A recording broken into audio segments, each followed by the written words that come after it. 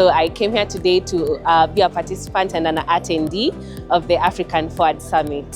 I'd say that one thing that I learned today, or one thing that stood out for me today, was that we as the youth are the key drivers of this economy. And actually, when they say that we are the leaders of the future, we are actually the leaders of today. And there's so much we can do as the youth. There are so many pathways in industry, in sports that you can actually follow and actually grow our economy.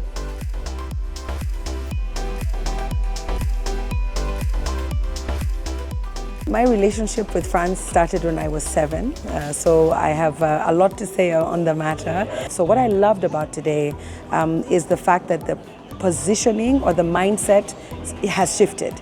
The mindset is Africa is the future. The mindset is a lot of great things are already happening here. They probably just need a bit of a boost. And the conversations around collaboration and partnerships for me were the joy of the day. It basically means you're already doing what you're doing. How can we come and enhance? How can we collaborate? How can we partner? Acknowledging that there is expertise here, there's potential, there's a market, there's a ready market when you look at Africa as a continent. And that for me was really encouraging. So I'm looking forward to not just the talk, but the walk. I'm looking forward to the things that were signed this week to actually take root and actually start to grow.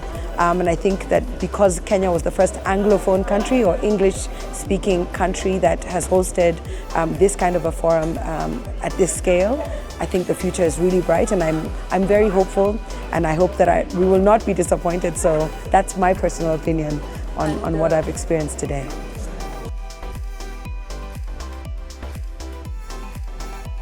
So the NBA signed a partnership with AFD about 5 years ago, and to roll out development of courts, building of courts, training of coaches, and training of young players, giving young players an opportunity to learn the game.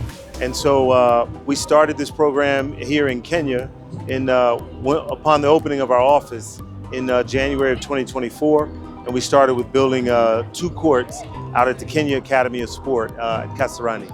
And from there, we trained coaches, we trained players, and now we recently launched a program for young Kenyan basketball players with disabilities, which we're very proud of. First of all, giving young people with disabilities the ability to play the game and give them access to the game is critical.